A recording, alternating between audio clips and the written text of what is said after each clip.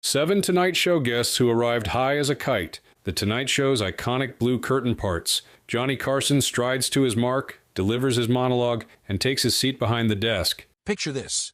Is a Tuesday night somewhere in the mid-1970s. Burbank, California.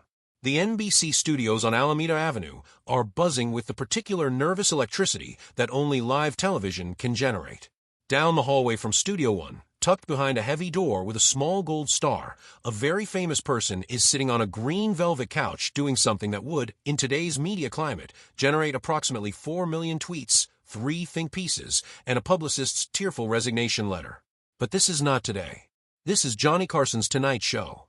And the rules here are different. For 30 years, from October 1962 to May 1992, Johnny Carson presided over late-night American television with the quiet, immovable authority of a man who had seen everything twice and remained unimpressed both times.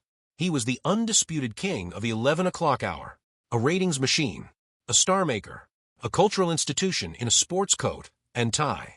But here is the thing nobody talks about enough. Behind the perfectly timed monologue jokes, behind the smooth transitions and the confident desk lean, behind that famous Carson smirk, there was a man who was frequently, almost heroically, managing chaos.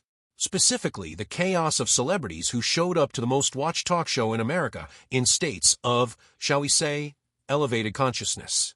Tonight, we are pulling back the curtain on 7 of the most memorably impaired guest appearances in Tonight Show history. These are the stories of Hollywood legends, literary icons, rock and roll philosophers, and comedic geniuses who walked through that famous blue curtain carrying something extra. And the story of the singular man who somehow turned each of those moments into television. Let's go. Before we get to the guests themselves, we need to talk about the world these appearances happened in.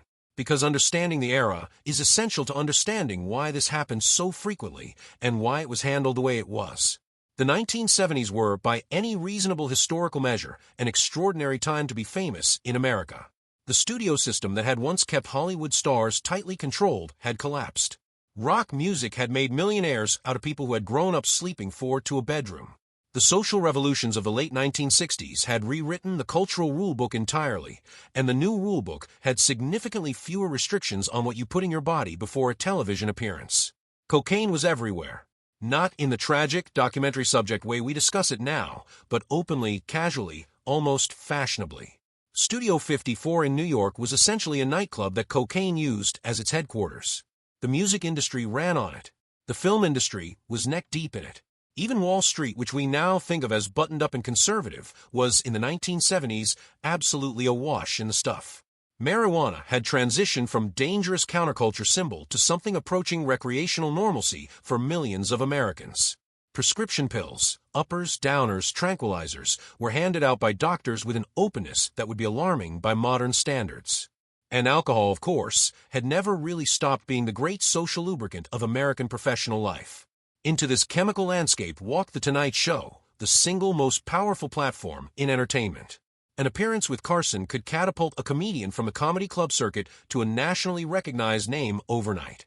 A musician could watch album sales double the morning after sitting at that desk. For actors, it was exposure to an audience that dwarfed any film premiere crowd. And that power was terrifying. Genuinely, palpably terrifying for many of the celebrities who sat in that guest chair. Carson was not a softball interviewer. He was sharp, quick, and genuinely funny, which meant guests were expected to be sharp, quick, and genuinely funny right alongside him, in front of millions of people, with no second takes. The green room where guests waited before their segments was stocked with top-shelf alcohol. Carson himself reportedly approved the bar selection. The unofficial understanding was that 1 drink was acceptable preparation. 2 was pushing it. But when you are a major star and you need to go out and be brilliant on command, the green room bar starts looking less like hospitality and more like necessity. And the bar was only part of it. Many guests arrived with their own preparations already made. Personal stashes. Entourages who understood their employers' pre-show rituals. A whole ecosystem of chemical confidence building that the Tonight Show staff quietly observed, cataloged, and occasionally had to manage in real time. What is remarkable is not that this happened. Given the era and the pressure, it would be more surprising if it had not happened. What is remarkable is the man who sat across from all of it, night after night, and made it look like everything was perfectly fine. Now the guests. George Carlin appeared on The Tonight Show more than 130 times over his career. 130. By any measure, that makes him one of Carson's most invited, most reliable, and most beloved guests.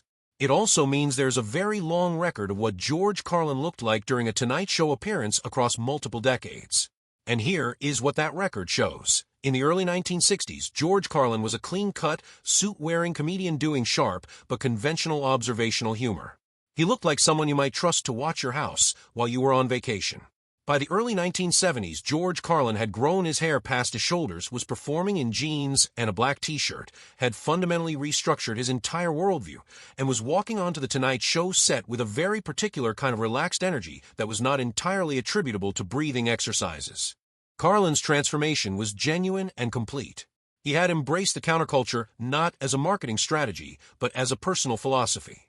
His comedy shifted from gentle observations about everyday life to razor-sharp dissections of language, power, religion, and the fundamental absurdity of American society. It was brilliant work. It was also work that he frequently produced while maintaining what might charitably be described as an herbally enhanced perspective on the world. What made Carlin fascinating as a guest, and what distinguished him from many of the other names on this list, was that his cannabis use did not impair him. It altered the frequency on which he operated, certainly. There was a languid quality to his 1970s Tonight Show appearances, a certain looseness in the grin, a tendency toward philosophical tangents that could spiral outward from a simple conversational starting point into observations about the nature of consciousness and the American language. But the intelligence never dimmed. The timing never broke. The wit never went anywhere. Carson recognized this early and adapted his interviewing approach accordingly. With many guests, Carson controlled the conversation tightly, asking pointed questions, steering toward punchlines, keeping things on pace. With Carlin, he essentially opened the arena and stepped back. He would toss out a topic, almost any topic, and let Carlin's mind do what Carlin's mind did. The results were frequently extraordinary. Monologues that unspooled in unexpected directions, arriving at observations that seemed both completely obvious and things no one had ever said out loud before. It was, according to people who worked on those segments, a genuine partnership built on mutual respect. Carson admired Carlin's intellect enormously. Carlin, for his part, was one of the few guests who could genuinely make Carson laugh. Real laughter, not the professional acknowledgement that a joke has landed, but actual amusement from a man who had heard every joke. Notably, despite appearing on the show over 130 times, Carlin was never invited to guest host in Carson's absence, an honor extended to many other comedians who appeared far less frequently. The reason, according to people close to the production, was a matter of reliability. Running The Tonight Show for 90 minutes required a certain kind of focused professionalism that Carson felt, perhaps unfairly, but not entirely without reason, might be compromised by Carlin's relationship with the day's activities prior to airtime. Carlin later addressed his Tonight Show years with characteristic directness, acknowledging that yes, he had generally arrived at the NBC studios in Burbank with the wind already considerably in his philosophical sails. He was unapologetic about it. For Carlin, the substance was part of the creative process, a way of loosening the connections between conventional thoughts and finding the unexpected route to the funny observation. What his appearances on The Tonight Show demonstrated was that impairment and impairment are two different things. Carlin was altered, but Carlin was never diminished. If George Carlin represented the functional end of the spectrum, a man whose chemical relationship produced extraordinary rather than erratic television, then Richard Pryor represented something altogether more unpredictable, more electrifying, and ultimately more heartbreaking. Pryor was, by wide consensus, the most important stand-up comedian of the 20th century. That is not hyperbole. His ability to excavate his own pain, his childhood, his race, his failures, and his demons and transform them into comedy that made audiences simultaneously howl with laughter and feel the weight of genuine human suffering was unprecedented. He did things on stage that nobody had done before and that nobody has quite managed to replicate since. He was also, throughout much of the 1970s, in a complicated and increasingly dangerous relationship with cocaine. His use was not casual or recreational. It was compulsive, escalating, and by the latter part of the decade, it was consuming him. The end point of this trajectory, the 1980 incident in which Pryor set himself on fire during a freebase session and sustained burns over half his body, is well documented. But the journey toward that end point included several Tonight Show appearances that demonstrated, in real time, what cocaine does to even the most brilliant mind. Pryor's Carson appearances existed on a spectrum. At his best, he was transcendent, the kind of guest who makes a talk show host look brilliant simply by association, because the conversation crackled and sparked and went places that felt genuinely alive. At his most impaired, he was a different kind of television. Fascinating, uncomfortable, and fundamentally unpredictable. The pattern that Tonight Show staff recognized across multiple Pryor appearances was a particular kind of trajectory within a single segment. Pryor would walk out sharp and funny, the version of himself that everyone had come to see. He would land the first few exchanges perfectly, and then something would shift. His eyes would change. He would begin a story, and then follow it down a corridor that nobody else could quite see, arriving at a place that made complete sense to him and was entirely opaque to the audience. Carson handled these moments with extraordinary skill. He had a broadcaster's instinct for when a segment was heading toward genuinely problematic territory, and he had developed over the years a set of techniques for course correction that were invisible to viewers at home. A question that redirected without appearing to redirect. A laugh that acknowledged what Pryor had said while simultaneously signaling that we were moving on. A smooth transition to commercial that appeared entirely natural rather than the tactical retreat it actually was. What was notable about Carson's approach to Pryor specifically was the genuine warmth underneath the professionalism. Carson cared about Richard Pryor, not in a patronizing way, not in the way that someone cares about a valuable asset, but in the way that one person cares about another person they recognize as genuinely extraordinary. He wanted to protect the comedian's dignity, even when the comedian was in no position to protect it himself. People who knew both men reported that Carson followed Pryor's public struggles with real concern, asking mutual acquaintances about his condition after appearances that had gone sideways. Pryor himself acknowledged this, later expressing genuine gratitude for the way Carson navigated those difficult segments.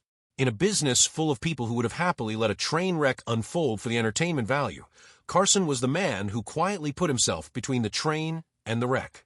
Not everyone on this list is a comedian, and the next story makes that point with some force.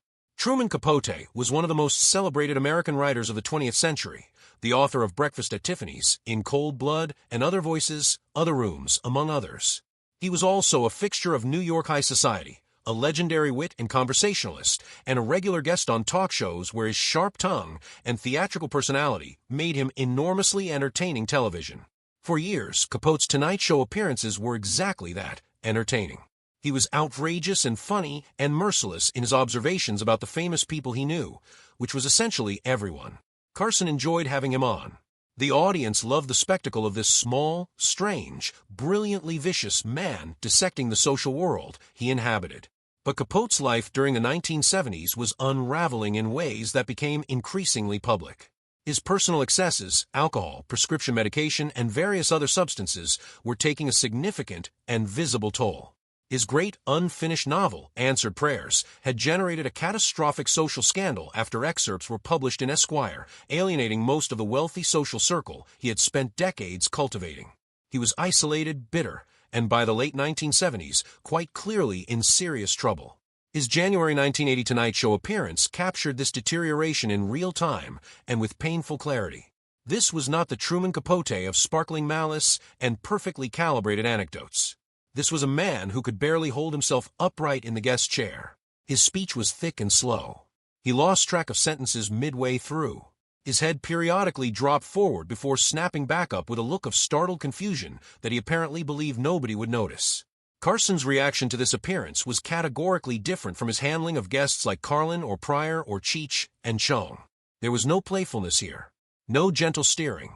His expression did not slip. Carson's professionalism was too deeply ingrained for that, but it tightened. The warmth in his eyes cooled.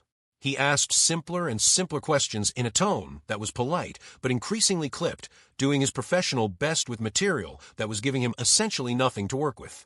The moment the cameras cut to commercial, Carson made his feelings unambiguously clear. The verdict was delivered without sentimentality. Truman Capote would not be invited back. This was not punishment for the substance use itself. Carson was pragmatic about substances.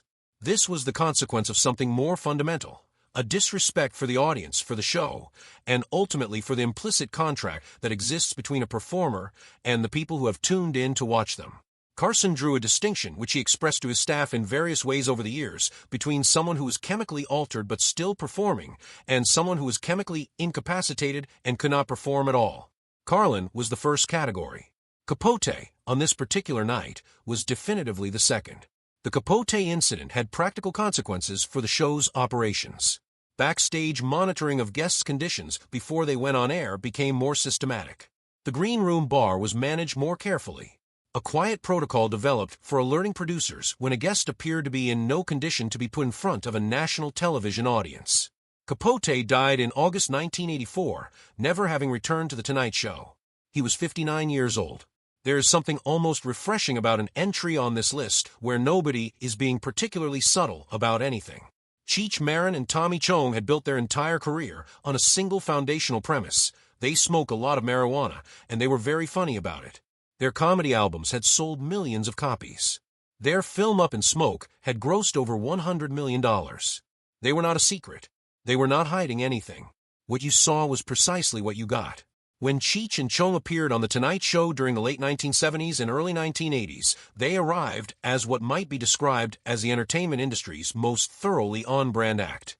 Their eyes had that particular quality that confirmed exactly what the audience already assumed. Their timing had the slightly expanded internal rhythm of men who were experiencing time at a slightly different rate than everyone else in the studio. Carson's approach to this duo was entirely different from his approach to anyone else on this list, and the difference was strategic as much as personal. With Carlin, he opened the floor and stepped back. With Pryor, he drove defensively. With Capote, he managed a crisis. With Cheech and Chong, he played a character. Carson was a comedian's comedian, someone who deeply understood the mechanics of funny and could deploy them with precision. When he sat across from Cheech and Chong, he leaned into the persona of the slightly bewildered straight man. He would ask questions about their films with an expression of earnest interest that was entirely deadpan, allowing their answers, which frequently wandered in directions that were only loosely connected to the question, to become increasingly absurd while he sat there nodding seriously. It was a performance within a performance. Carson was